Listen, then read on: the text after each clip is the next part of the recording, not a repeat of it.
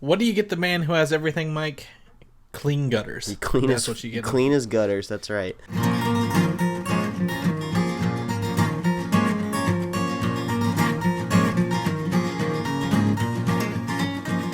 A modern podcast where Chris and Mike talk about TV, movies, superheroes, and everything in between.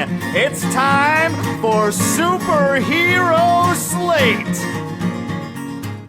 Hello, everyone, and welcome to Superhero Slate, the show where we run down the latest superhero entertainment news. We love TV, movies, and superheroes, so let's talk it all out.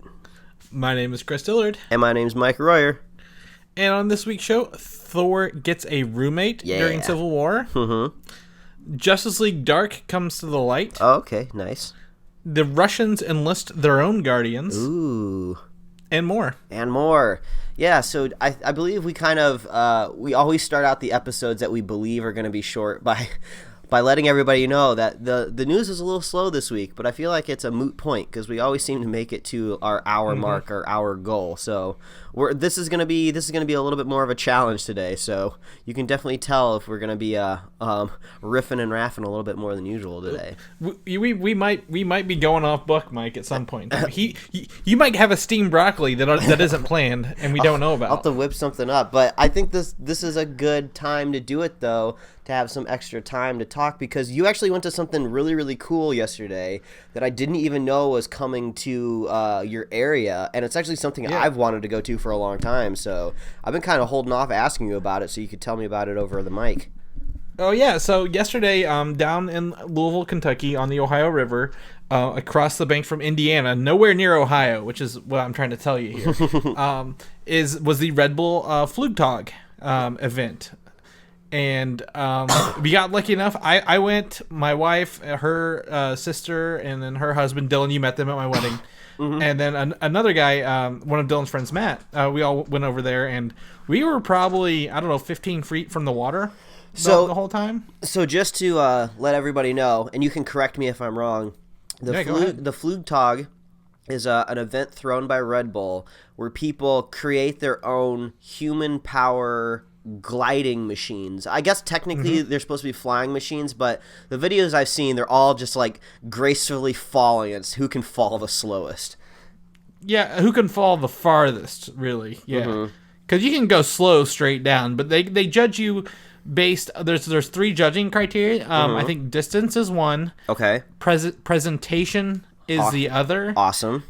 And then I think creativity is the last one. Oh, that's cool. And it's all about they kind of manufacture a ledge that they can push themselves off of, right? Yeah, it's this. It's a big. There's a ramp that goes up and then it levels out, and I think they get maybe 30 foot of run space to push their glider or flying vehicle that's on a cart off the ledge. The cart can fall, and they can fly, and everything has to weigh under 400 pounds, including the rider. Oh, cool. So we found that out yesterday. They have about 34. I think there was 34 people crashing into the Ohio River. At one point, it started pouring rain. Oh, wow. Ridiculous pouring. So we had to go back, huddle up under the interstate, and then go back. And we were still pretty close. But after that rain, it mellowed out. But there's a lot of Red Bull going on there. Nice. And so on and so forth. My favorite, well, I wouldn't say my favorite one, but the coolest one is there was a Mad Max themed. Oh, awesome.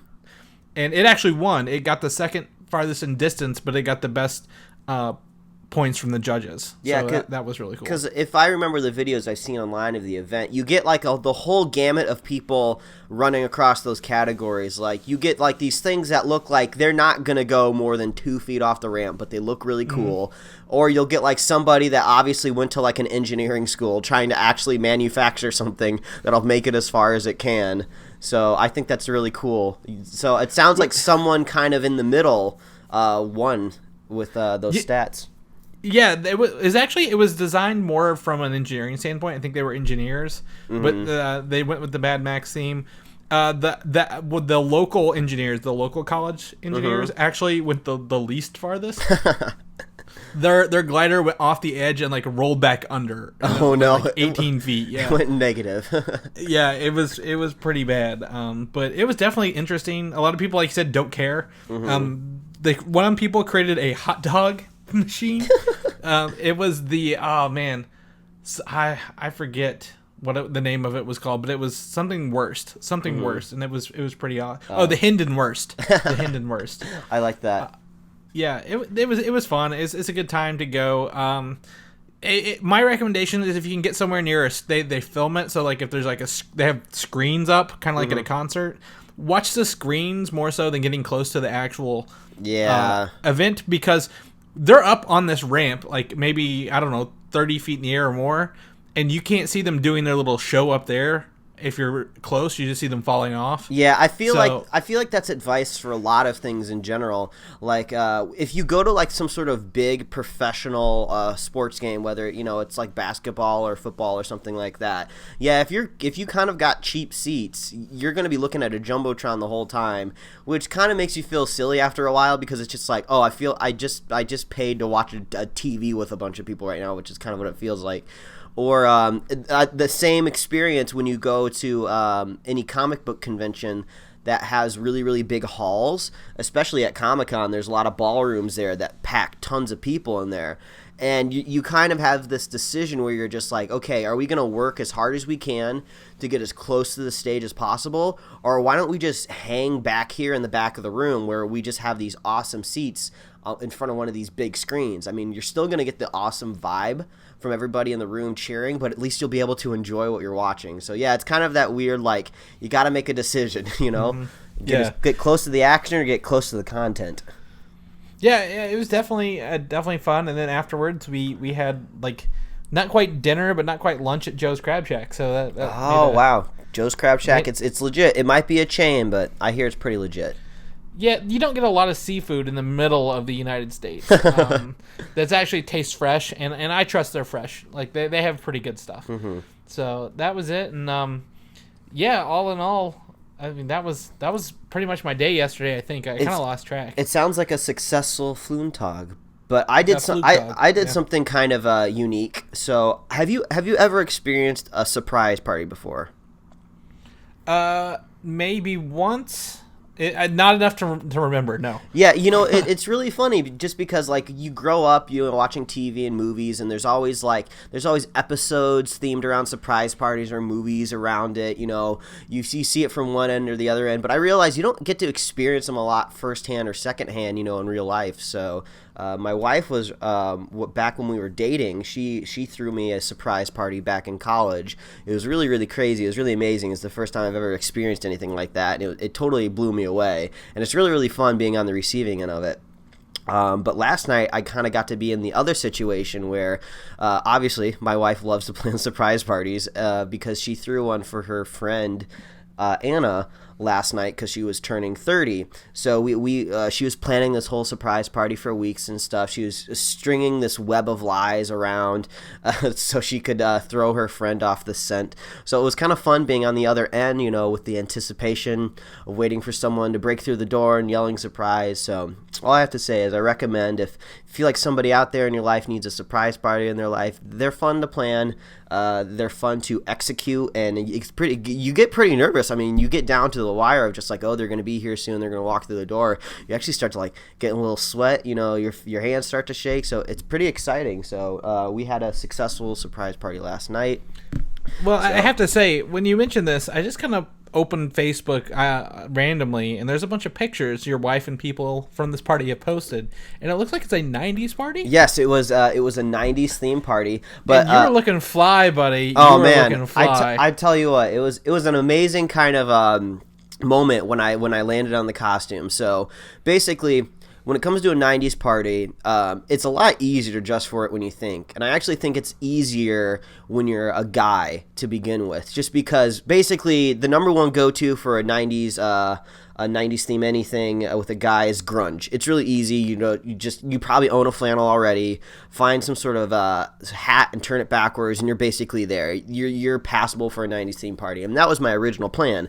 So I go to look in my closet, and I was like, okay, time to grab the hat. And the hat that I find, it's like a snapback type of hat. It's got a flat brim, and I'm like, this, it would be more 90s if this brim was kind of curled a little bit, but I don't want to do that. So I was like, well, now my costume's starting to fall apart, and I'm just a few hours away from this party. So I was just like, what should I do? And then my wife was just like, hey, what are you doing? Are you doing 90s grunge, or I don't know, it seems like you're maybe doing like 90s hip hop. And I was like, wait a minute, 90s hip hop. So I go Google it real quick just to kind of refresh myself, and it kind of like hits me like a ton of bricks. Like I'm so stupid, because I used to breakdance back in college, and basically everybody who breakdance even outside of the 90s pretty much all wears the same stuff, and we all look like we're out of the 90s when we're dancing. So I was like, this is so dumb. I don't know why I didn't think of this. I have like tons of windbreakers. I could put on one of those. I have lots of crew neck sweatshirts. So I was like, I'll just go with a crew neck sweatshirt. So I start leafing through my sweaters, and I see this one crew neck. I was like, oh, this is pretty good. You know, it's white. It's got this vintage design on it. I go to the next one. It's this one that has a purple center and gray sleeves. This one's pretty good too. You know, I'll go to the next one, and then it's like a slow motion in my head, and the halo light starting to brim out from behind the sweatshirt, and it's a crew neck that I bought a long time ago at a Goodwill that says like 1992 like right on the front of it. I was like, this is the perfect freaking costume. So I put on the crew neck that literally had one of the years out of the decade of the 1990s like in big letters on the top of it. I put on some high top dunks that I bought back in college. I put my hat on backwards. I grab a neon pink fanny pack, and I was like, man, I'm ready to go. I was like, it all came together so quickly and swiftly, and I was rocking out the 90s the rest of the night. Yeah, I tell you, if I could describe it with one look, Mike was Saved by the Bell yesterday. That's how I would describe his look right now. Yeah, it was pretty sweet, and my wife did a lot of work. She bought like. We had fruit by the foot. We had ring pops. We had pixie sticks. We had are you familiar with those twist off plastic bottles? I think they're called Mondos. Baby bottle pops? No, they're like kind of like a juice bottle. It's like you pack in your lunch. I think they're called Mondos. Okay, yeah. And they also, we also had those little barrels. They're called like Hugs. They have the little aluminum top on them. I hate the aluminum taste on the top of them. I'll tell you that if you want to get me in a bad mood, give me a Hugs barrel. That's what I can tell you.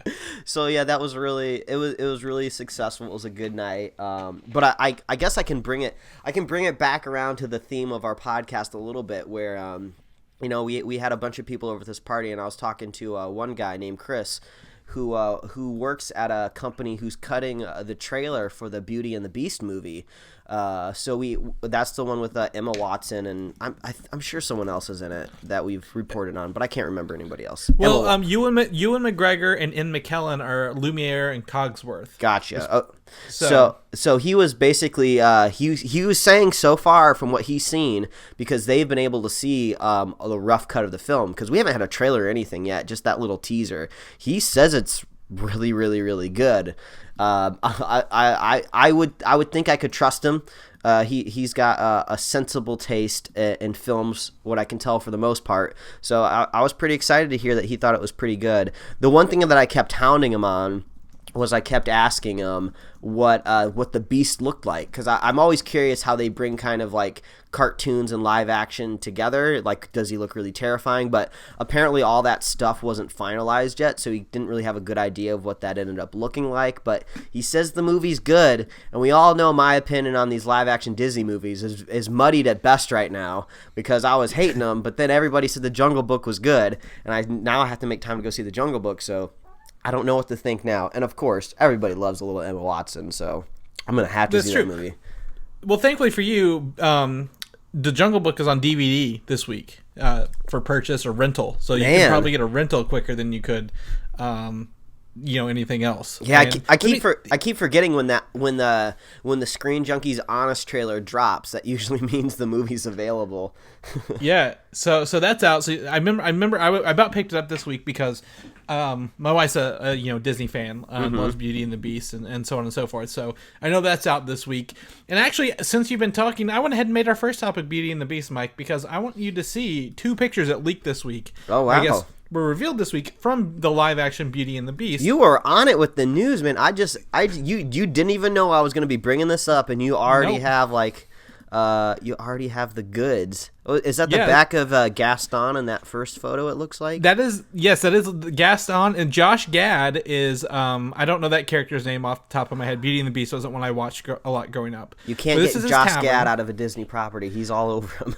He really is. And then it's Luke Evans. I remember him from the Hobbit movies. He was Bard. He was like the towns guy who's like, he's like I don't know. He kind of looks like the guy who plays Legolas a little bit. Mm-hmm. But he is Gaston in this. And then the next photo actually shows us the CGI versions of Lumiere and Cogsworth. Oh, those are that's actually a pretty interesting interpretation. Yeah, so definitely a lot more intricate than the cartoons, if you will. I can see the face on Cogsworth, who is Ian McKellen, but Lumiere, I don't see the face just yet. I feel like it's somewhere kind of in that middle where those swirly bits kind of all meet at the center of the staff. I feel like maybe he's that's probably a face. I think maybe he's covering his face with one of his like swirlies. Maybe. But either way, I'm actually more impressed with these than I thought I would be. I enjoy them. I can't wait to see the trailer now and kind of see where they're going with that and go from there. And also for all you pop collectors, Belle is one of the original in her princess outfit is one of the rarest Disney pops you can find. It goes for like over like $200 or more. Because it's out of print and it was like one of the early numbers. They're re-releasing Belle, like a dancing Belle, coming up in October. So if you didn't get the first one, you can get one for $10. So I know you really enjoy the pop vinyls. And yes. I know you, and I don't think you're not collecting them for an investment or anything like that. You just like to have this pop culture merchandise around because that's just the kind of the people we are. We like the nerdy stuff. So I'm kind of wondering, when is the critical mass of the pop vinyl going to hit? Because these things are huge.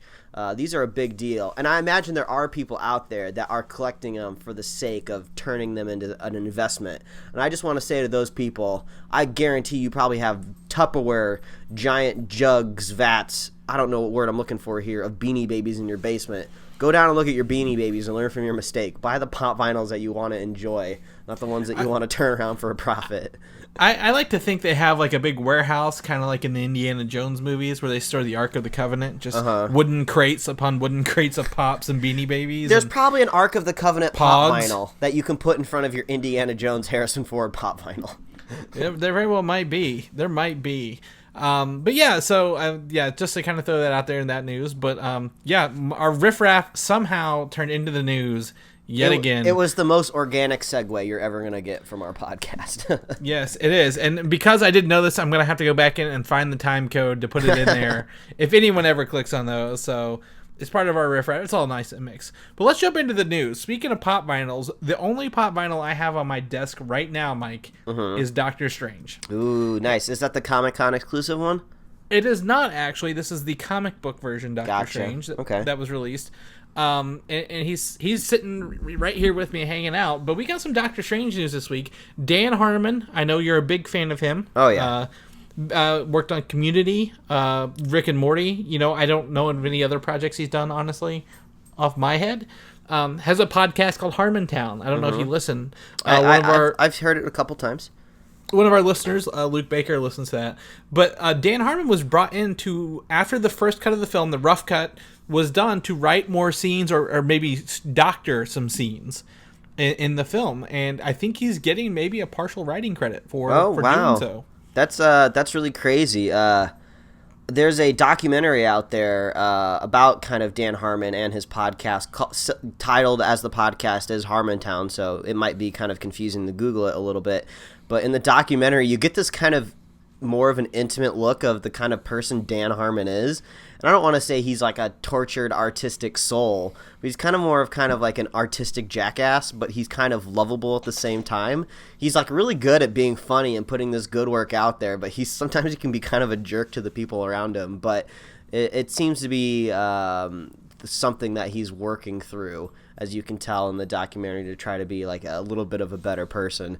But going from there, he's a funny dude. So if he wants to add a little love to Doctor Strange, I don't know if it was more to kind of like punch up some of the jokes, or if it was to write whole elaborate scenes, or what was going on there. Yeah. But I would welcome Dan Harmon to any Marvel script.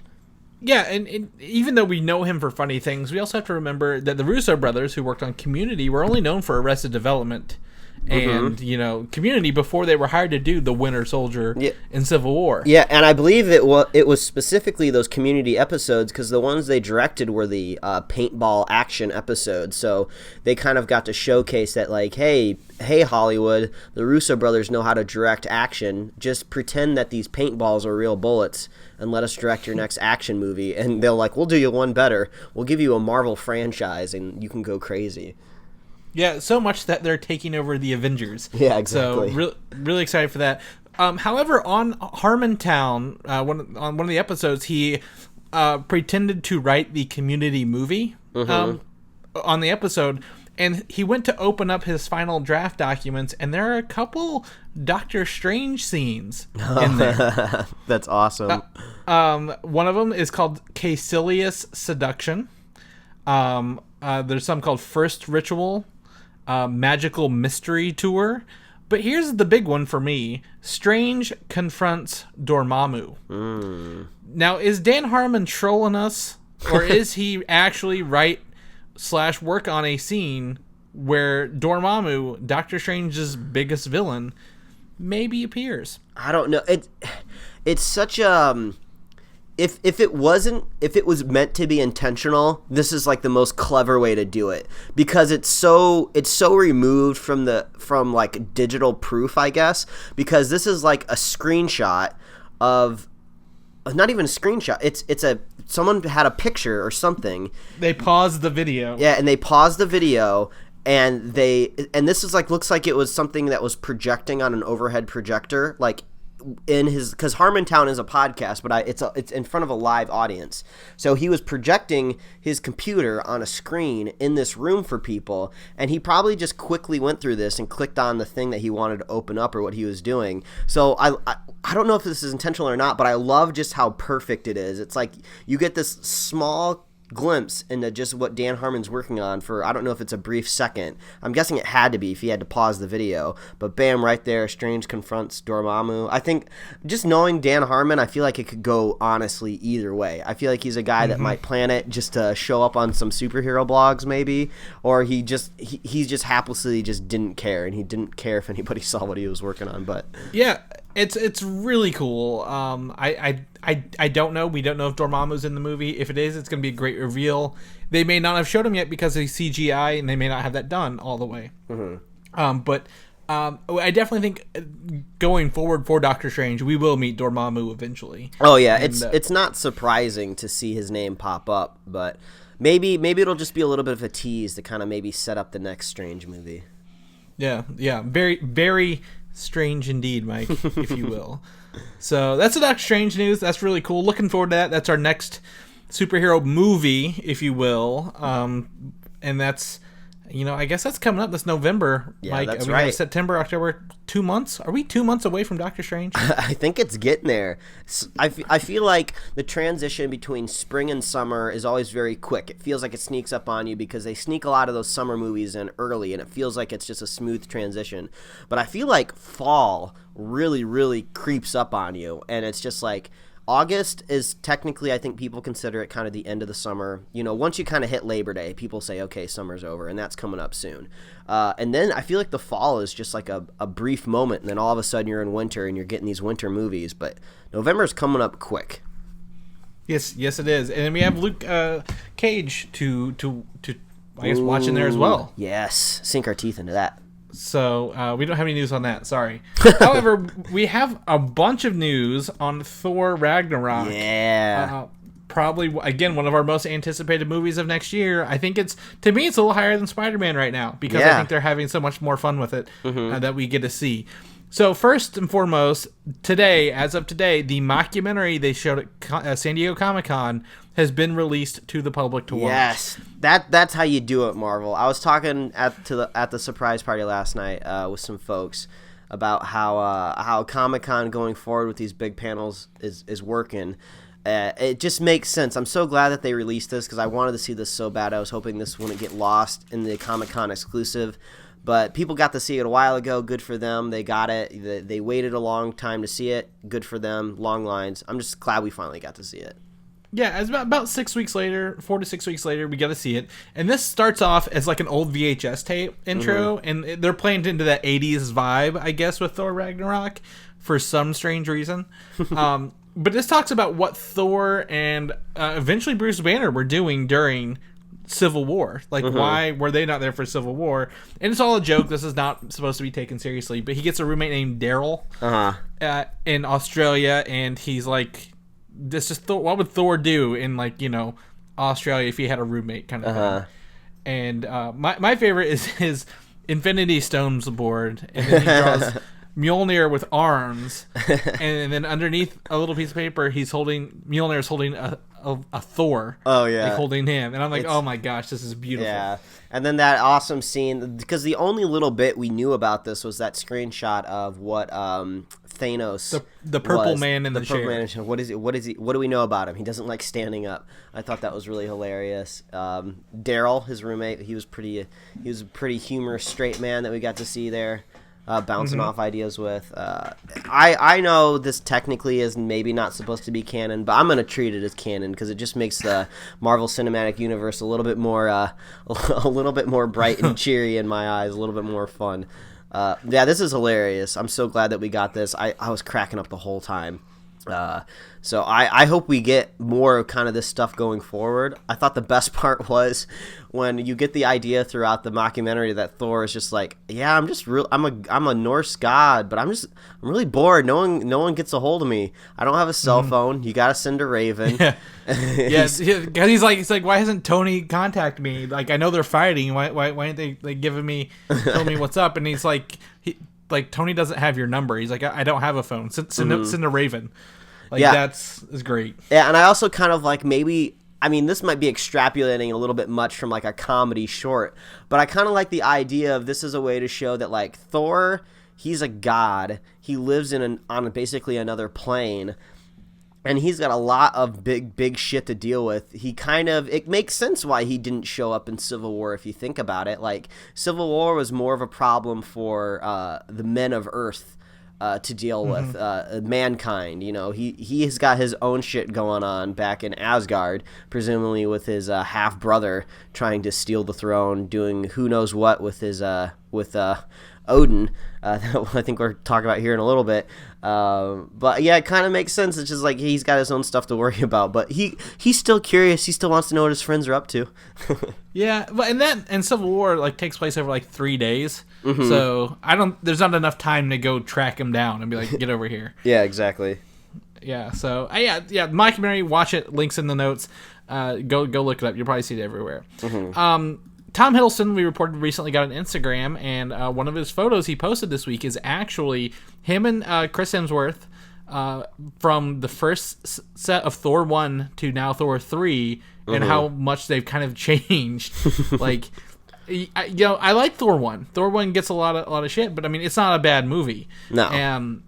And looking back, I'm like, okay, I like how they look now. You know, like 5 years later, they look much older and much cooler than they did back then. You know, it's like, oh, we were just little kids, and now we're like Norse gods kind of thing. Yeah, I'm just curious to see what they can do with Loki in this next movie, because obviously Marvel really needs to, I guess, I don't want to say tread lightly around their best villain, but they gotta be prepared to create new, better villains, because like you can't overuse Loki too much. He's the best one you got, so you got to use him sparingly now, or you're just gonna run him dry. You're just gonna wring him dry, and you'll be all out of good villains to begin with. So I'm kind of hoping we get something cool in Doctor Strange that maybe we can carry around for a while. But I'm always happy to see more Loki. Yeah, definitely. It's been 4 years since we have seen him. By the time this will have come out, so we're a little overdue for the God of Mischief. Also, the music for this movie will be scored by Mark Mothersbaugh, who's actually known for being in Devo, believe it or not. But he's become a composer since then, and he's done the Lego Movie music, 21 and 22 Jump Street. He has a huge list of movies he's actually done, which kind of overwrite the fact that he was in Devo. So when they said, oh, he's in Devo, I'm like, oh, they're really pulling this 80s thing, aren't they? Like, they're really giving it to us. But then I looked up like what he's actually done, and I'm like, oh, he actually does music. Yeah. I know you like 21 and 22 Jump Street. We're big Lego movie fans here, so definitely looking forward to that. Exactly. So about 6 months ago, there became a rumor, and I don't know if we talked about it or not. It's been a while. We've done a few episodes since then. That in the upcoming Thor movie, Odin would be banished to Earth, and wandering around like a hobo, telling people about the coming apocalypse. Oh my gosh. Well, now we have proof that he is actually dressed up like a hobo on the set of Thor Ragnarok. And Anthony Hopkins looks like he's having the most fun he's had in a long time. Yeah, so in this photo we got here. So my first initial thought when I saw this earlier in the week was I was kind of shocked at the implications that we were going to see Earth at all in this movie. From what I've been hearing for the longest time, that this movie is set very, very strongly off Earth. You know, we're going to be seeing Asgard, other planes and planets, and we're not really going to touch on Earth that much. It's all going to be about Asgard, and plus Jane Foster is not in the movie at all, so not much ties it to Earth. You know, we don't really exactly know how Bruce Banner gets there yet, but I figured it was going to be just all like trolls, giant hammers swinging around. So this kind of shows us that we're getting a connection to Earth, but now I kind of like the idea of maybe this is kind of where we get some possible comic relief to it, because it seems like it seems like he would be in more danger if he was left in Asgard than if he's on Earth. So it seems like he's going to be kind of like just having a good time, going around, just palling around. Maybe he's going to run into what's the scientist's name that lives on Selvig. Earth? Yeah, Selvig. Maybe he'll like bump elbows with Selvig a little bit. Maybe he'll run into Stan Lee. Stan Lee. Oh, that'd be awesome. Or one of the two broke Darcy? girls. Yeah, Darcy. Maybe he'll run into Darcy, because we all love Darcy in the Thor movies, and I think they would be a good team together. So hopefully that happens. But I could see them maybe just cutting back to Earth to see Odin every once in a while for a little bit of comic relief to tie it into Earth a little bit. But I think this is pretty cool. It's just funny to see that there's so many implications that this one photo can have on the movie, you know? Yeah, totally. And, you know, kind of makes you kind of question rumors every once in a while. Like, are they right? Are they wrong? Like, how much has changed in 6 months as well on this movie? But, I mean, this does answer one question we've had since Thor 2. At the end, Alan Taylor, the director, said that he pretty much wanted Odin dead at the end of that movie. And Anthony Hopkins actually said in 2013, I've done 2, that's enough. And maybe it looks like they've repaired some relationships with him since then. They've got good old Hannibal Lecter in here, dressed up like some guy that you'd see walking down the street. You know, like the guy at college who always wanted a quarter and no more. But well, you know, maybe back with Thor: The Dark World, you know, Marvel was still on top, but I feel like they hadn't quite reached critical mass yet of just like money and fame and with Hollywood. Maybe now Anthony Hopkins just like, maybe I shouldn't try to get off this Marvel train quite yet. It seems like they could be going on for quite a while, and if I just stay on board as Odin, I could buy a lot more houses, you know. I feel so maybe he's just like, yeah, maybe I was wrong, you know, maybe this comic book movie is a thing. Well, also, you know, I mean, I think you may agree with me. Thor: The Dark World isn't the best Marvel movie out there. No. I probably rate it pretty low in terms of quality, and that was a very weird year. It's a year after Avengers. We had Iron Man 3, which is critically divisive, you know, all around. People don't know whether they want to like that movie or hate that movie. There's no in between. The Dark World had some weird jokes, like punctuated in with serious moments, and I'm like, what's going on here? I really need to see it again to rate it properly. But as far as I can remember, the last time I saw it, it's just kind of a run of the mill movie. You know, you know, we were kind of all expecting maybe more of an evolution after the first Thor movie, which I would say was above average. That first Thor movie, it was fun. You know, it was establishing the character. There were some very awesome moments in that movie. They did it, and we didn't expect them to do a Thor movie. Exactly. That's really what we walked away with. So I felt like they pulled it off. I felt like in the Dark World, we got probably one of the worst instances of bad villains. Which with the Dark Elves, they were just Malekith. It was just not Malekith. Yeah, which just made it felt very run of the mill. But I would say it's still a bad Marvel movie. Still ends up being a pretty decent movie, though. You know? Yeah, it is rewatchable, and you don't hate it. You don't feel sick watching it, like other movies. But I maybe that movie just kind of shrouded by a little controversy, because after that we got Winter Soldier and Guardians, and we've had great things like Civil War, and Ant-Man's not bad either. So I think that was a weird transition period where they hadn't quite said, we want to keep doing the same thing, but we don't know how to make it better. Yeah. And Disney hadn't really taken over Marvel yet and given them that free reign. So, it was bad news. But Odin is coming back. Anthony Hopkins is returning. That's great. And then we got one more last bit of photo here that I want to share with. A zoomed-in photo from the set of Thor Ragnarok. Oh, you sent this to me earlier in the week, I believe. Yeah, so Thor is holding a piece of paper on Earth. So there's an image. I don't know if we talked about it last week or it was earlier this week. It has been a week, my friends. That Thor and Loki are on Earth. Loki is in a black suit, like the devil himself in a black suit, and Thor is in street clothes, as we kind of see him in this photo. And this is very much taken out of the Ultimates 2 book. Like, it's ripped straight out of the Ultimates 2 book. When Loki is dressed like in a black suit and slick back hair, like that's what he looks like in the Ultimate comics. But in Thor in the Street Clothes has a piece of paper called it says 177A Bleecker Street, and very much it's not cursive. What is that kind of font there? Kind of like more of a script. Yeah, like a script. Someone's written it with a quill, is what I think of. Well, 177A Bleecker Street. No, that's not where Sherlock lives. But it is where Benedict Cumberbatch's second role is, Doctor Strange. That is the Sanctum Sanctorum in New York City. So do you think Doctor Strange will be appearing in Thor Ragnarok? Or is this just... I am very, very cautious looking at this for a couple different reasons.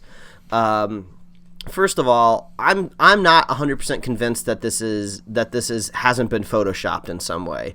It's hard for me to confirm that. I'm not trying to be some sort of a detective here, but I'm seeing lots of pixels all over the place that kind of look pretty rough. I don't know if this is like Twitter compression or if this has just been shared a bunch of times and saved a bunch of times and just looks all like crap. So I'm kind of curious. At the same time, I kind of hope it's not true. Because if it is, I believe I'm looking at a pretty big spoiler right here. Because if this was real, I would think that this would be probably like the post-credit scene of Thor Ragnarok. Once the credits roll, I don't know if it would be the mid-credit scene or at the very, very end. But I feel like it would be Thor in his street clothes, all done battling with the Hulk, taking down Loki again, taking down, I don't remember the villain who set up for Thor. Anyway, he wins the battle. Hela, yeah, he goes back to Earth. He's trying to hit up Doctor Strange, so he pulls out his address and he sees the door, and then the movie's done. So I'm not seeing the ending credit scene because I love those staying unspoiled, but I really hope that's not what I'm looking at right now. Yeah, so I'm actually updating the link right now as we talk, Mike, to the actual photo. So you were right; that one has been shared and cropped and like all over the place. So the actual photo from the set is what you have right now. Is the updated link, and you can kind of see it there. Now you can your theory that it's Photoshop can still stay in effect if you want, but this is the actual set photo from Twitter. Now, does he actually go there, or is this maybe a Loki illusion? That's my question here. Yeah, I mean, Loki is known to mess with reality, and he does so in the Ultimate Universe, and that's like I feel this is like a scene taken from the Ultimate Universe. Because of how they're both dressed and how it's acting. Yeah, I mean, I just feel like if this was a post-credit scene, that they would just have it locked down more, like the set. I feel like it wouldn't be so open. People wouldn't be able to just take a kind of a nice, crisp photo and share it online. So I feel like maybe we're possibly reading into this a little bit more, and maybe it's not as it seems. But I guess there's only one way to tell. We'll have to go see the movie, but... Yeah, I definitely. I don't think they're. I think post-credit scenes are filmed much later after the movie's done because they are working. We'll have to. Who knows what the lineup will be by the time Thor gets here? Yeah, and usually they're like directed by other people too. Like other kind of people take the helm of these post-credit scenes sometimes. So I felt like maybe it would have to be at a different time. And also, the whole idea of Thor and Doctor Strange meeting up, it totally makes sense because they're kind of magic users. I felt like they would pal around and get along. So there's nothing out of bounds when it sounds like they would, get together and have a cup of tea. Yeah, totally. So lastly, I've updated the photo with the Thor and Loki when I was talking about, because I don't know if we've talked about this or not, just to show you Loki in his black suit and Thor in his civilian clothes.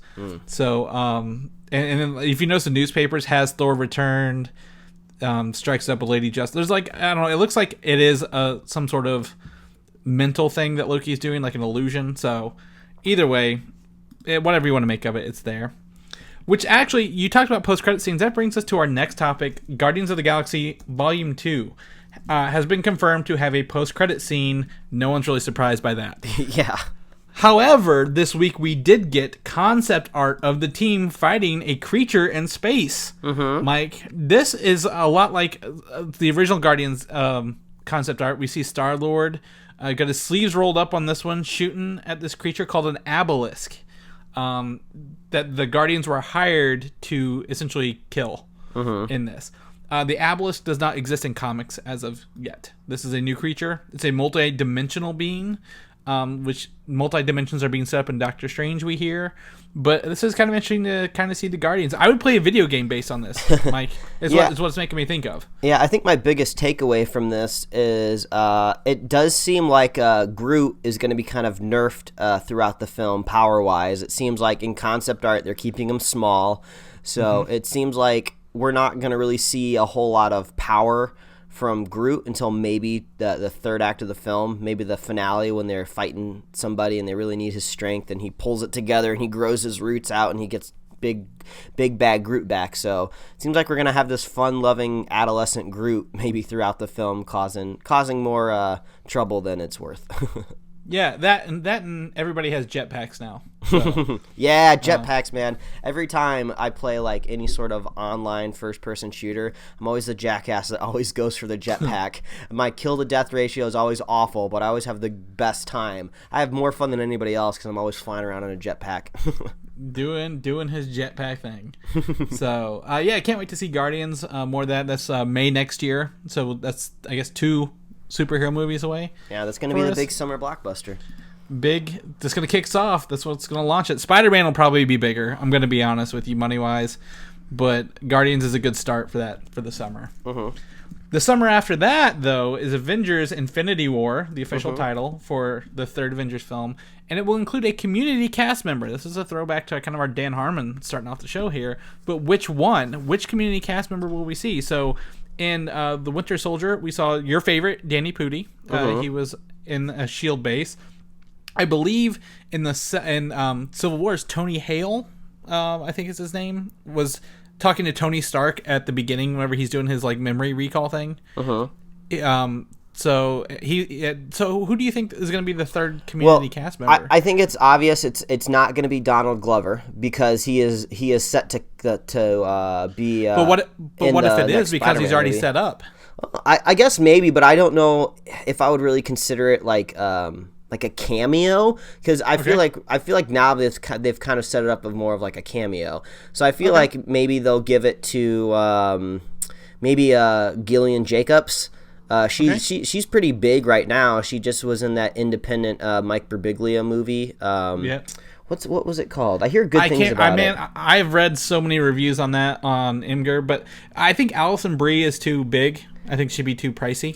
For a cameo. It could be. I can't remember. Joel McHale. Joel McHale would probably be a smart one to add soon. But I feel like they're gonna go through the whole cast and hopefully get all of them. It'd be cool if it was Professor Chang. I don't know about that. I don't know. He'd be a cool ad. But either way, I think that's awesome. The Russo brothers, they're showing love for the community fans, and I love that. Yeah, they knew what helped them get to the top, and they're remembering them. So, yeah, that's cool. Whoever they bring in, Donald Glover, I could see they have him set up, and like it's like a throwback to New York or something, and he's helping people get out of a school or whatever. But either way, that's fun. Fun fact about Captain America from Civil War is that he apparently is no longer considered. Steve Rogers is no longer considered Captain America in the Marvel Cinematic Universe right now. Oh, okay. Because he can't be in the army if he's gone AWOL. Kind of deal. He's a, I guess, considered maybe a war criminal. Yeah, he can't technically hold the rank of captain, I guess. Yeah, and he's kind of going on there. He's done this in the comics millions of times. He's been Nomad, other different names. But every time I hear this, there's an article like, oh, who's going to be the next Captain America? Well, nobody.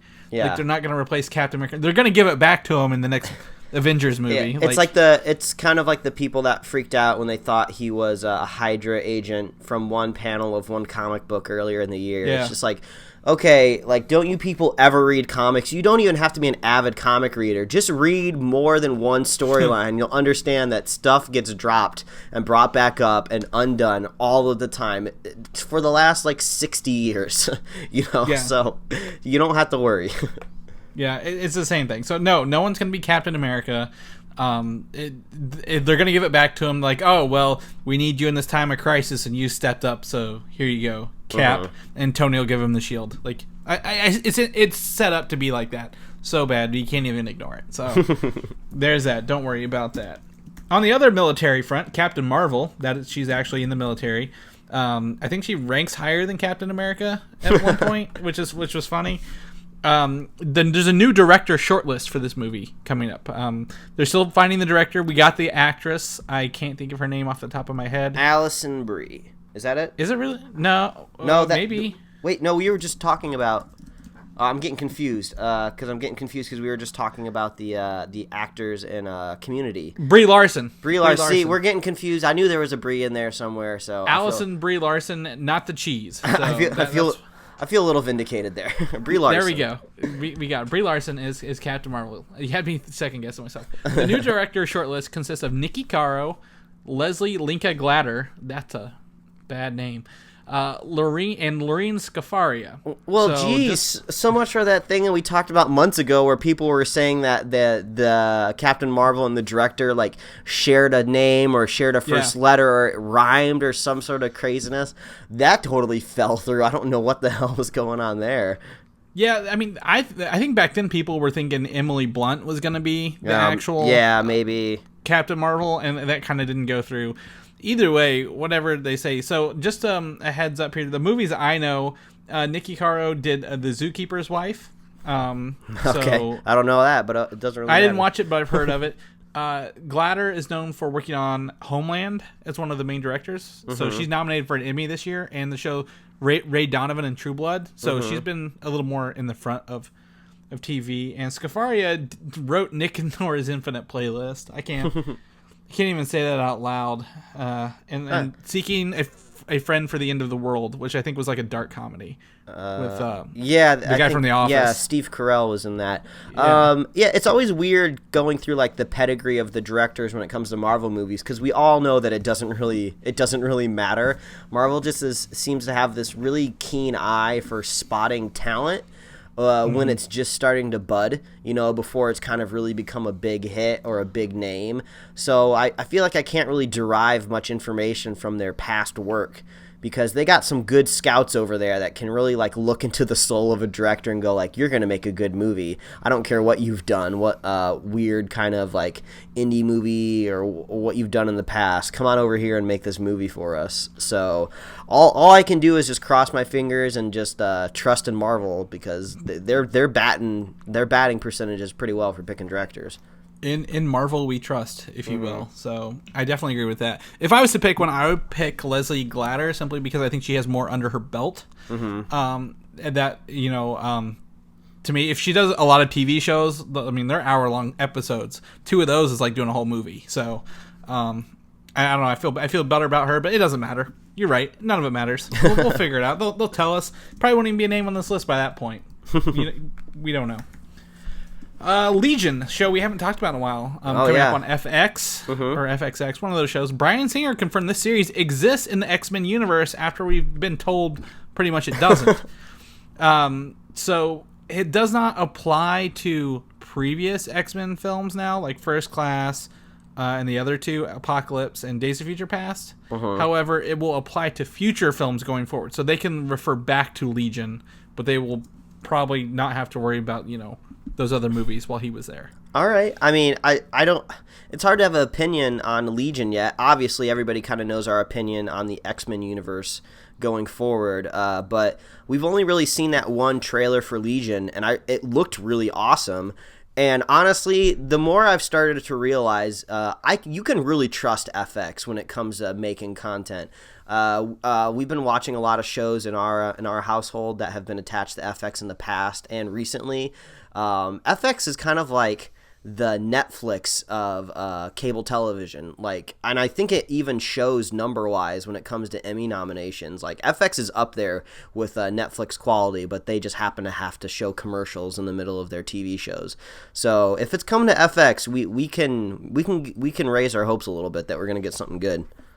Yeah, no problem there. And even then, if they're going to tie it in the X-Men universe, there's time travel and all this other stuff that they can do and say, oh, this just works. So how they fit it in there, sure, why not? Let's do it. Everybody gets to be in the X-Men universe. Except for Gambit. Oh, brought this in here because the director, Doug Liman, has reportedly left the movie. Oh, man. I love our track record with Gambit on this show. Every time you bring me news, it's always bad.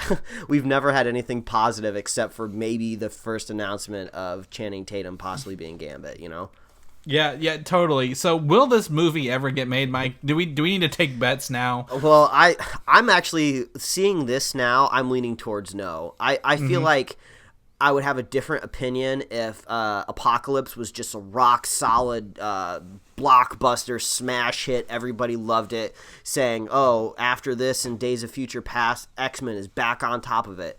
But Apocalypse was just a mess for me, and I know it was for a lot of other people.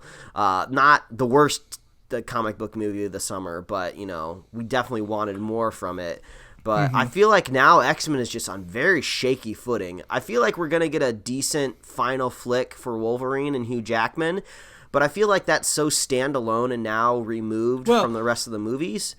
We had really good Deadpool this year, though. Yeah, but the solo films, they're stronger than the group films. Exactly, but also Deadpool kind of benefited off of kind of almost alienating itself from the universe, making fun of it, saying, oh, which Xavier are you talking about, McAvoy? Yeah.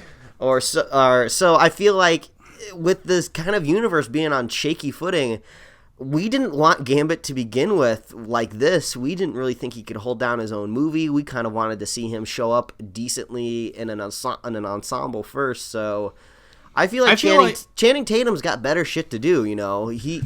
There's a good chance that Marvel could be waving him offers over there, and he's just like, "Hey guys, you guys are taking way too long to make my movie." Yeah, so that's my thing. The steam is lost with Gambit. When it was announced and they were gonna do it, and we now a month or two from now, October actually of this year was when it was predicted, or I guess announced, whatever. But the steam is lost for Gambit. It's like I don't see that train picking back up anytime soon, and I feel it was more of an apology movie. We're sorry about Gambit in First Class. Or not First Class, in Origins, Wolverine Origins. Let us make it up to you with this good movie and an actor on top of the world here. Please let us make you this game movie. And now they're like, no, we've lost it. It's not going to happen. I think I'm just going to have to call it. I'm going to officially make my statement here on our podcast that I am kind of thinking the Wolverine movie that's showing up should be kind of the end of the X-Men universe that they've established. If Fox wants to get its house together and try to reboot it again, maybe just before they lose their rights, to give themselves some breathing room, I'm okay with that. Reboot the X-Men, get a better idea of how they want to go forward. But just do it. I think doing it with the send-off of Wolverine is perfect. And the best part about it is Deadpool can still go on because Deadpool is a character that lives in limbo of these franchises so well, and also in the comic books, you know, he could make a joke in his own movie about how all of these other movies didn't make it and it's getting rebooted, and how everything smells a little bit more fresh now. So I could totally see that working with Deadpool going forward. So maybe just make a couple Deadpool movies, send off Wolverine well, and then just share with Marvel. Reinvigorate the X-Men. Become Spider-Man and share with Marvel. Let's all get one big Phase 4 happy universe going. And Marvel, their TV shows, Marvel's helping Fox with their TV shows. Let them help you with the movies, and you'll be rolling in the money yet again. Exactly. It's all about the money. You're going to be getting it. Just look at what's about to happen to Sony next year. Yeah, totally. I agree. However, now this is where we're going to switch gears, but same topic. This is a very rare situation for us. Doug Liman left Gambit to direct Justice League Dark, Mike. Whoa, yeah, that's what I like to hear. So, Justice League Dark, we didn't think was going to happen live action. This is the live action movie, Mike. This is not the cartoon movie that we're still getting. This is the live action one at WBDC, which I'm calling it now because it's better than saying whatever. So, the reports are that Doug Liman's in this Justice League Dark movie. It will feature Detective John Constantine, not just John Constantine, he'll be his detective, Swamp Thing, Deadman, Zatanna, and Etrigan the Demon. I don't know what the Etrigan is or Deadman, but I knew the majority of those names. But I think this is awesome. Do you think this is because of that Swamp Thing footage? You know, do you think maybe they're kind of testing the water? Because I feel like that's like a studio tactic now. Or like, you know, we kind of want to move forward with. Yeah, exactly. It wasn't quite to the same extent of a whole scene, but they're just like, somebody over there was just like, I still believe in Justice League Dark. Nobody else here is giving me the time of the day. I'm just going to give this leaked Swamp Thing footage to anybody. And once it hits the news cycle for that week that it comes out, I'm just going to forward all these articles to my bosses and be like, people want this movie, you dummies. Make it. Yeah, so there's two things from Deadpool. Everybody wants to make an R-rated movie, and everybody wants to leak a movie, like test footage to get hype behind it. And this is one of those. I agree. I didn't think about the Swamp Thing footage actually. That's a good thing you brought up. I think people are excited about the animated movie as well, and getting Doug Liman away from Gambit, that's a kick in the nuts to Fox. And this isn't officially announced on WB's radar just yet, but this is good. I think they're like, you know what, let's try actual mysticism and magic. Maybe this is a Doctor Strange response as well. Yeah, and I love the idea of Constantine and Zatanna being in there. I mean, obviously those are the only other two characters I'm familiar with because I'm not a huge DC head with understanding and knowing all the characters. But we all know Constantine's been kind of a rough start over there on the TV side of things. But who knows? He might be coming back over at the CW. Zatanna, I know her a lot more because my wife cosplayed as her a couple years ago at Comic-Con. So I know she'll be happy to kind of see a live action adaptation of that. Yeah. So, and Swamp Thing had a movie, I think, maybe, or did Swamp Thing have a movie way back in the 80s? It was a while ago, I believe. Yeah. So, I mean, nothing related to now, and I don't think he's popped up in the DC TV series either. Yeah, and I'm kind of looking at some stuff of Deadman here. He looks more familiar now, so that's making more sense. Deadman, I remember when I read the Green Lantern War of Light, he was a big thing in the White Lanterns, which was the Rings of Life.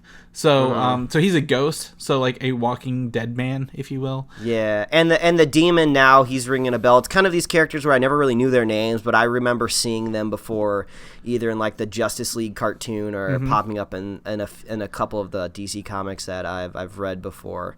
But yeah, this seems like it's going to be a very visually appealing cast. I guess that's kind of something I haven't said before. But I think it's going to be fun watching this very kind of bizarre crew together. It seems like maybe John Constantine is going to be kind of the moral center that keeps these people from doing bad stuff. Maybe he could be, again, he strikes me as a Doctor Strange. He is a human who can deal with magic kind of thing. And I don't hate the Keanu Reeves version. I just think it's Keanu Reeves doing his Keanu Reeves thing. It could have been a great film. Yeah, that Constantine movie was just kind of, it was in that weird period of comic book movies where they weren't attached to franchises yet, but they were still trying to make something cool. Because I believe that kind of came out in the Sam Raimi Spider-Man era. So it was a fun movie. And I love Keanu Reeves. So. Peter Stormare as the devil is one of my favorite things. And then Tilda Swinton is actually one of the angels. I think she's Gabriel or something else, and she's in Doctor Strange now. So a lot of those people moving forward. So Justice League Dark, working forward with Doug Liman. That's great news. I'm more excited about that than Doug Liman leaving Gambit. So to say the least, the Flash movie is also coming up. I believe it comes out in 2 years. Again, one of the highlights of the Justice League trailer, everyone likens it to the Spider-Man and Civil War scene. Like, that's okay though. I think they're fun, but the villains of the Flash are rumored to be revealed as the Rogues. So not just one villain, several villains. And I'm gonna go through this list of people who are typically the Rogues in the Flash universe, such as Captain Cold, Mirror Master, Heat Wave, Weather Wizard, the Trickster, Pied Piper, the Top, and Captain Boomerang. I believe we've seen almost all of these in the Flash TV show. Yeah, I think so. One of them already exists in the cinematic universe, who was underutilized, we feel, in the Suicide Squad. Yeah, Captain Boomerang. So, do you think? So, wait, are we getting news that all of these people, there's going to be multiple Rogues, or is it just going to be one? It will be a group of villains that the Flash is up against. So, it could be any number of these. Definitely, probably not all of them. I feel like it could go a couple ways, because I feel like when you have a hero with superpowers of super speed like the Flash, he can dismantle a lot of villains very quickly, because that's his power, to be very quick. So maybe it makes sense that a couple of them have to team up to take on the Flash, but I think I'd like a really solid Flash like Trickster movie, because what I really like about the Trickster is that he knows he's never going to be faster than the Flash, but he knows he can like set up traps. I feel like that's kind of the best way to thwart the Flash is you just make a lot of traps and distractions all across the city to just keep them busy while you're doing your evil deeds. So I think maybe I'd like to see the Trickster show up in a Flash movie at some point in time. Yeah, it's interesting because Captain Cold, Heat Wave, and Weather Wizard are all like elemental kind of villains. Mirror Master, the Trickster, Pied Piper, and the Top are all like gimmicky, because the Top is a guy who can spin around like a top. Like that's literally like his power. I'm like, well, okay. I feel like that's the villain you see in kind of the opening scene of the movie that gets thrown in the jail cell within the first 5 minutes, just to establish your superhero's powers, because we don't want to see a whole movie where he's fighting the Top. Yeah, but I agree. If they all team up, they can distract him long enough to do something. So I'm okay with that. I mean, just make them very much different than the TV versions, and I'll buy into it. I mean, okay, you can bring Mark Hamill back to be the Trickster for the movie. Yeah, that's totally that'd be fine. Sweet. So that'd be cool. So that's the potential Flash villain. Now, lastly, I'm going to end on a trailer. Again, we filled up our full hour, Mike. Believe it or not, we did it, brother. But the last topic is something called Guardians.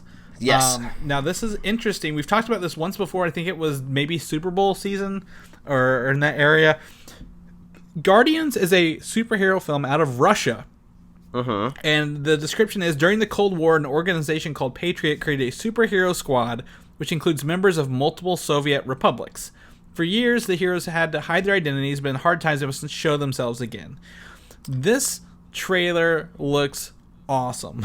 Yeah, it looks insane. So just to describe it to people out there, it just seems like, from what I can tell and what I believe, this is a totally original idea. I mean, obviously, it looks like superhero movies.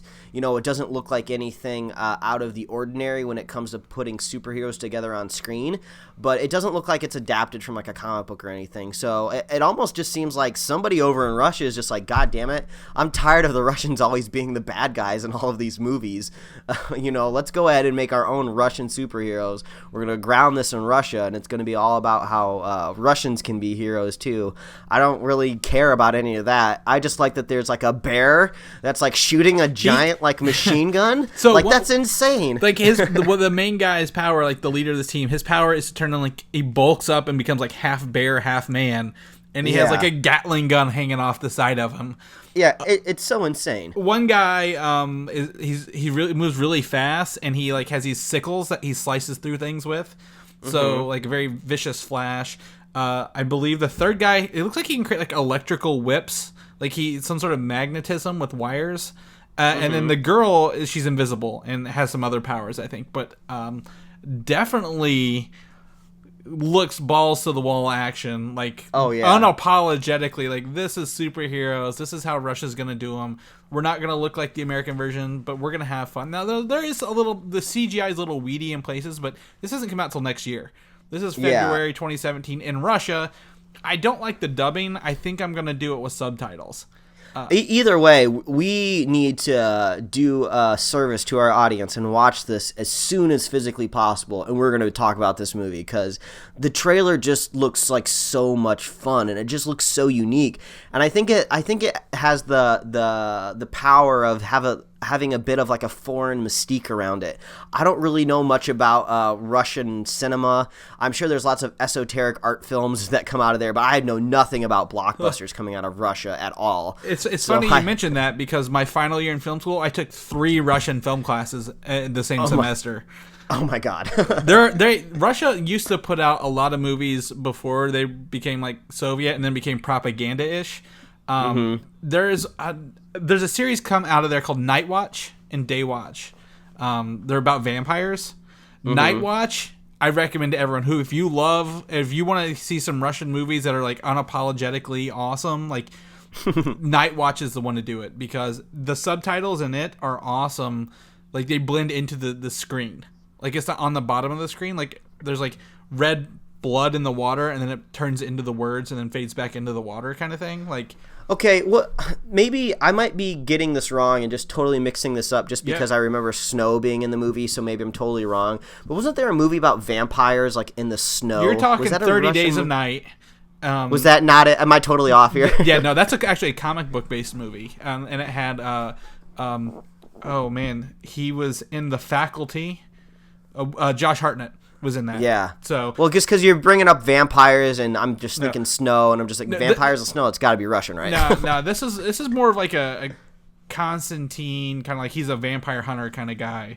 Gotcha. Night Watch is awesome if you get a chance to watch it. You can watch the dub version; it's fine. I prefer the original subtitle version where they're hard coded into the movie like that. But Guardians is blowing my mind, and it's the next Russian movie I gotta watch. Yeah, either way, it's always surprising to see blockbuster CGI movies come out of any country because we just always assume they always come from America. And every once in a while, we kind of see one that kind of crops out of China, and it just always looks really crazy. And obviously, there's weird stuff that comes out of Japan all the time, and that never surprises us for a second. But seeing something like this coming out of Russia, man, all you have to see is that bear with that Gatling gun in your soul. There, yeah. You know, that's all you need to worry about. It's amazing. Yeah, this is the movie that you didn't know you want to watch until you see the trailer. Exactly. And then you're like, I gotta watch this. Yeah, so that's everybody's homework for the week is to go to superheroslate.com, check out our show notes, and get the link to the trailer for Guardians because it just looks like so much fun. Yeah, it does. I agree. So that is actually it for the show this week. We were able to manage to turn this into long show notes. I think talking about Beauty and the Beast actually is the longest thing we talked about, which is hilarious for this show. But in the meantime, you know, seeing as this is, I guess, our 101st episode, we tried something new last week with our Facebook videos. Went great. We love it. We're going to keep doing it. But where else, Mike, can people find your stuff? You're making some intros for this video. Where can people see your other work at too? Well, if they wanna check out my stuff, they can follow me at Mike Royer Design on Twitter and Instagram. And if you want to read my webcomics, you can always read those at pickledcomics.com.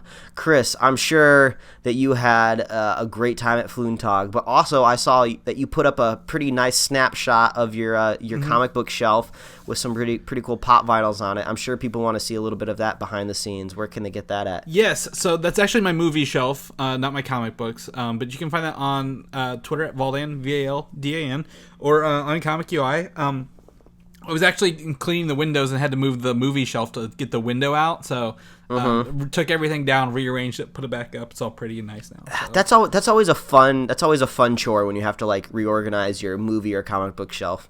Yeah, it would definitely. I was able to get Stan Lee's pop up by my Stan Lee photo wearing a shirt Mike made called Dat Mass with Stan Lee. I did that just for Mike way before we started the show. Yes. So there's that. In the meantime, if people want to see more about Superhero Slate, what we do, or maybe where else we are located, if they're happening to listen to us on Facebook and want to get regular updates, Mike, where can they do that? Well, as always, please visit superheroslate.com. That is the best place to find all the avenues that we host this show, and also to get our show notes for every episode so you can follow along and look at all these links of all this cool stuff that we're talking about. You can find us on iTunes, YouTube, Google Play Music, SoundCloud, not SoundClown, Stitcher, Tumblr. You can subscribe to us right in email. Get us right in your email inbox. You can like us on Facebook, follow us on Twitter.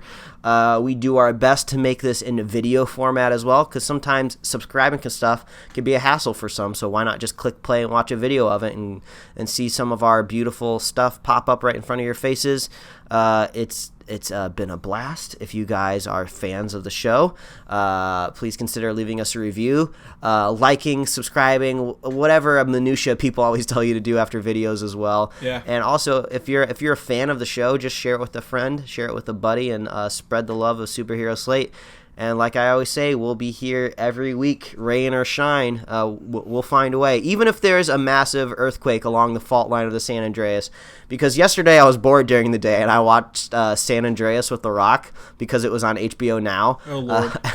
It's a ridiculous disaster movie, but even if a ridiculous disaster like that happened, I'm still going to find a way to do the show. That's right. We are dedicated to the cause. But yeah, that's it. That's it for the show. I guess we'll catch everybody next week. And if you have any notes you want to send us as well, feel free to send them our way. So we'll do that. All right. Well, goodbye, everybody. See you. Bye. Thanks for listening, and don't forget to subscribe. I feel like you're setting me up for like a really bad joke, but honestly, I'm not. I don't know where to find window screens.